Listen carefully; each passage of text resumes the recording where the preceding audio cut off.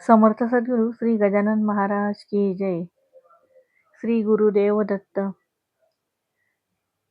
नमस्कार मंडळी, ब्रह्मांड नायक या भक्तिमय चॅनलवर आपल्या सर्वांचे मनापासून स्वागत. आता गुरुपौर्णिमा जवळ येत आहे. गुरुपौर्णिमा हा आपल्या जीवनातील अत्यंत पवित्र आणि मंगल दिवस आहे. हा दिवस आपल्या गुरूंप्रती कृतज्ञता व्यक्त करण्याचा दिवस आहे.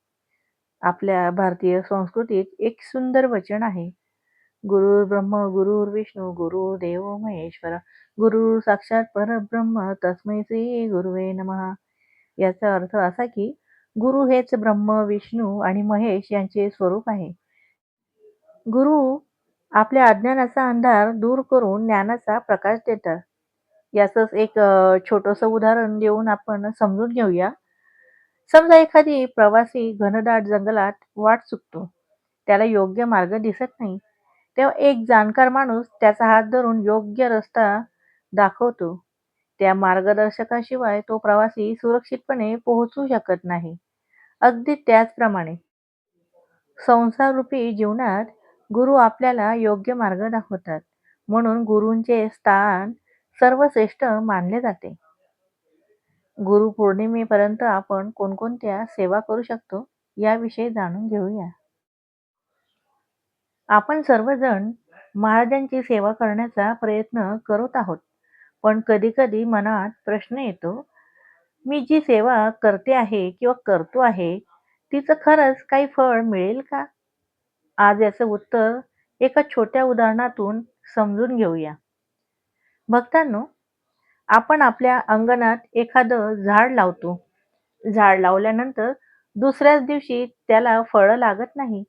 आपण रोज त्याला पाणी घालतो, खत टाकतो, त्याची काळजी घेतो.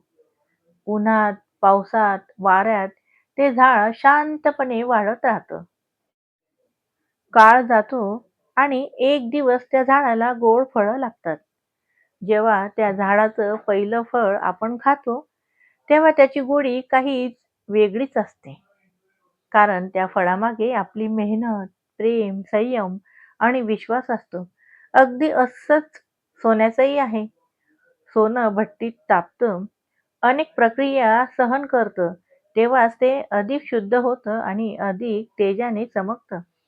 भक्तांनो, आपल्या जीवनातही महाराजांची सेवा ही अशीच आहे.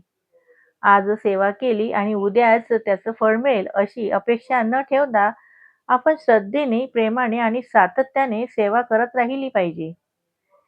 एक प्रश्न मी तुम्हालाही विचारते. आपण झाड लावलं की रोज त्याला पाणी घालतो. मग आपल्या जीवनाला फुलवणाऱ्या श्री गजानन महाराजांच्या सेवेला रोज थोडासा वेळ देण्यात आपण कमी का पडायचं? सेवा म्हणजे फक्त मोठी कामं नाहीत. रोज काही वेळ नामस्मरण करणं, श्री गजानन विजय ग्रंथाचं वाचन करणं, आरती करणं, मंदिरात किंवा घरी मनापासून सेवा करणं, एखाद्या गरजूला मदत करणं, प्रेमाने बोलणं, आई-वडील आणि ज्येष्ठांची सेवा मनापासून करणं, ही सर्व महाराजांची सेवा आहे. भक्तांनो, जीवनात संकट येतात, कधी मन खचतं, कधी मार्ग दिसत नाही. अशा वेळी अनेकदा आपल्याला जाणवतही नाही, पण महाराज आपल्या पाठीशी उभे राहून आपल्याला धैर्य देतात, योग्य मार्ग दाखवतात आणि संकटातून बाहेर पडण्याची शक्ती देतात. म्हणूनच आपण सारखं मागत बसण्यापेक्षा त्यांच्या कृपेवर विश्वास ठेवूया. आता आपण गुरुपौर्णिमेपर्यंत संत श्री गजानन महाराजांच्या कोणकोणत्या सेवा आपण करू शकतो त्याबद्दल आपण जाणून घेऊया. आता यावर्षी म्हणजे 29 जुलैला गुरुपौर्णिमा आहे. तर आपण 9 जुलैपासून तर 29 जुलैपर्यंत श्री गजानन विजय ग्रंथाचे पारायण करायचे म्हटले तर 21 दिवसात आपले सहज पारायण पूर्ण होऊ शकते. कारण की श्री गजानन विजय ग्रंथाचे एकूण 21 अध्याय आहे आणि रोज एक अध्याय याप्रमाणे आपण जर वाचन केले तर सहज आपले एक पारायण पूर्ण होऊ शकते. आणि हा व्हिडिओ एवढ्या लवकर मी का टाकत आहे? कारण 9 जुलैपासून तर 29 जुलैपर्यंत आपल्या महाराजांची सेवा करण्यासाठी 21 दिवस मिळतात आणि ज्या भक्तांना 21 दिवसांचे मध्ये महाराजांचे पारायण करण्याची इच्छा असेल, ते सहज या प्रकारे म्हणजे 9 जुलैपासून तर 29 जुलैपर्यंत म्हणजे गुरुपौर्णिमेपर्यंत 21 दिवसात हे पारायण करायला त्यांना वेळ मिळतो. कारण बऱ्याच भक्तांना गुरुपौर्णिमेपर्यंत पारायण करण्याची इच्छा असते. म्हणून हा व्हिडिओ एवढ्या लवकर केलेला आहे. जेणेकरून ते आपल्या दैनंदिन जीवनातील सर्व कामे पूर्ण करून आणि आपले नियोजन करून त्यांना सहज पारायण करण्यासाठी वेळ काढता येईल. आणि ज्या भक्तांना हेही करणे शक्य नसेल, तर त्यांनी संत श्री गजानन महाराजांचे स्तोत्र आहे, त्याचे वाचन करू शकतात किंवा गजानन महाराजांची बावन्नी आहे, याचेही ते वाचन करू शकतात किंवा गजानन महाराजांचे अष्टक आहे, तेही आपण वाचू शकता किंवा श्रवण करू शकतो. तसेच गजानन महाराजांचा अतिशय सिद्ध असा तारक मंत्र आहे. याचेही ते 11 वेळा वाचन करू शकतात किंवा गजानन महाराजांचा गण गण गणात बोते या मंत्राचा नामजप करू शकतात आणि तोही तुम्ही एक माळ रोज याप्रमाणे केली तरी चालेल किंवा तुमची इच्छा असेल तर तुम्ही 11 वेळा माळ जप करू शकता किंवा 21 वेळा माळ जप करू शकता किंवा तुम्हाला जर जास्तच वेळ असेल तर तुम्ही 108 वेळा माळ जप करू शकता. हे सर्व आपल्या वेळेनुसार नियोजन करून करू शकतात. किंवा ज्यांना थोडा जास्त वेळ मिळत असेल, तर त्यांना जर इच्छा असेल, तर गजानन महाराज यांची छोटी पोथी आहे, म्हणजे गजानन महात्म्य. या छोटी पोथीचे रोज वाचन करू शकतात.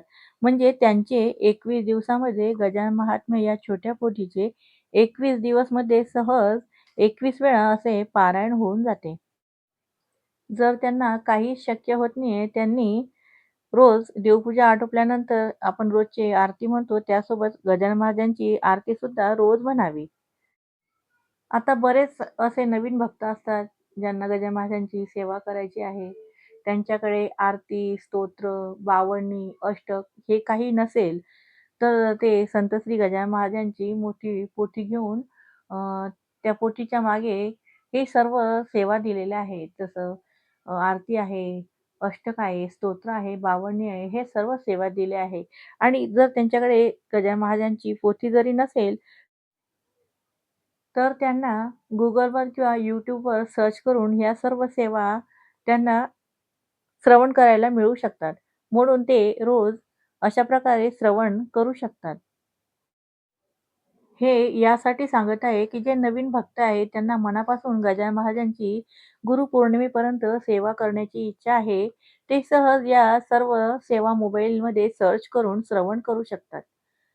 फक्त महाराजांची सेवा करण्यासाठी मनापासून आणि निष्ठेने करण्याची ओढ असावी. ती मनापासून निष्ठेने करा. महाराज आपल्या भक्तांच्या हाकेला सहज धावून येतात. गजानन महाराजांचे असे बरेच भक्त आहे, की त्यांना महाराजांची सेवा करायची असते आणि त्यांना सर्वांना जॉबसाठी बाहेर जावे लागते. पण ते आपल्या दैनंदिन जीवनातील सर्व कामांचे नियोजन करून महाराजांच्या सेवेसाठी वेळ काढतातच. त्यांना दिवसभरामध्ये रोज वेळ मिळत नाही. तरी ते सकाळी लवकर उठून अंघोळ करून महाराजांची सेवा 10 मिनिटे किंवा 20 मिनिटे किंवा अर्धा तास आपल्या वेळेनुसार काढतातच आणि नंतर सर्व कामे पटापट आवरून ऑफिसला जातात. कारण त्यांना महाराजांची सेवा अगदी मनापासून आणि निष्ठेने करायची असते. त्यांना महाराजांची सेवा करण्याची ओढ असते. कारण ते केल्याशिवाय त्यांचे मनच भरत नाही. त्यांना ती सवय होऊन जाते. त्यांना त्याशिवाय करमतच नाही. याचे मी तुम्हाला एक साधे उदाहरण सांगते. आपल्याला सकाळी उठल्यावर सकाळी चहा किंवा कॉफी हवीच असते. कारण त्याशिवाय आपल्याला करमतच नाही. तर आपल्याला चहा किंवा कॉफी हवीच. त्यासाठी आपण सहज 10 ते 20 मिनिटे वेळ काढतोच. कारण चहा किंवा कॉफीची आपल्याला एवढी तलप असते, की आपण चहा किंवा कॉफी पिल्याशिवाय आपल्या दिवसाची सुरुवातच होत नाही आणि त्यासाठी आपण 10 ते 20 मिनिटं सहज वेळ काढतो. तर महाराजांच्या सेवेचेही असेच आहे. जर आपल्याला महाराजांची अगदी मनापासून आणि निष्ठेने खरंच सेवा करायची असेल, तर तुम्ही तुमच्या दैनंदिन जीवनातून म्हणजे तुमचे रोजचे सर्व कामं करून सहज 10 ते 20 मिनिटं किंवा अर्धा तास नक्कीच वेळ काढू शकतात आणि काढाच. पण हे सर्व करण्यासाठी तुमची महाराजांवर मनापासून अतूट विश्वास हवा आणि हे सर्व तुम्ही नियमित 21 दिवस म्हणजे गुरुपौर्णिमेपर्यंत करा आणि अनुभव घ्या. आपल्यामध्ये एक नवीन ऊर्जा निर्माण होते. प्रत्येक वेळेस काही मागण्यासाठी किंवा अमुक-अमुक इच्छापूर्तीसाठी महाराजांची सेवा करायलाच पाहिजे का? काही वेळेस आपण काहीही इच्छा न ठेवता सेवा करा, पण अगदी मनापासून करा आणि मनात काही स्वार्थ ठेवून करू नका. भक्तांनो, महाराजांना आपल्याला काय संकट आहे? आपली कोणती इच्छा आहे? आपल्याला नोकरी हवी आहे किंवा आपले लग्न होत नाही आहे किंवा अजून काही दुसऱ्या समस्या असतील, हे महाराजांना सर्व माहिती असते. यांचे मी तुम्हाला एक साधे उदाहरण सांगते, की जसे बघा आईला आपल्या मुलाला कधी, काय आणि किती द्यायचं हे जसं माहिती असतं ना, अगदी तसंच आपल्या श्री गजानन महाराजांना आपल्या प्रत्येक भक्तांच्या हिताचं काय आहे, हे आपल्यापेक्षा अधिक चांगलं माहिती असते. कोणाला कधी, काय आणि किती द्यायचं हे योग्य वेळ आल्यावर ते आपल्याला देतातच. आता बरेच असे भक्त असतात, ते ऑफिसला जातात. पण त्यांना जर ऑफिसच्या ठिकाणी 15 ते 20 मिनिटं किंवा अर्धा तास वेळ मिळत असेल, तर ते तिथे सुद्धा महाराजांचे नामस्मरण करू शकतात किंवा संध्याकाळी घरी आल्यावर आपली सर्व कामे आटोपून झोपण्याआधी 10 ते 15 मिनिटं किंवा अर्धा तास मनोभावाने आणि शांततेने जी सेवा करायची असेल, ती सेवा नक्की करू शकतात. आणि मी तर तुम्हाला सांगते, की खरंच तुम्हाला महाराजांची सेवा मनापासून आणि निष्ठेने आणि भक्तीने करायची असेल, तर आपल्या वेळेचे नियोजन करून 10 ते 20 मिनिटं नक्कीच काढा आणि मनापासून सेवा करत राहा.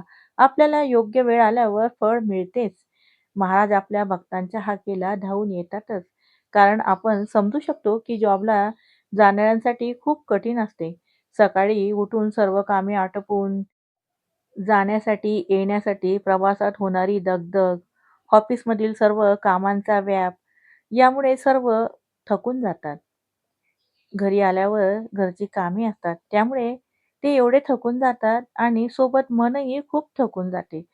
पण तुम्ही 10 ते 15 मिनिटं झोपण्याआधी महाराजांची मनापासून नामजप किंवा कोणतीही तुम्हाला आवडेल ती सेवा तुम्ही करून बघा. तुम्हाला एकदम शांतता वाटेल आणि मनात समाधान वाटेल. एक नवीन ऊर्जा निर्माण होते आणि आपल्याला शांत झोपही लागते.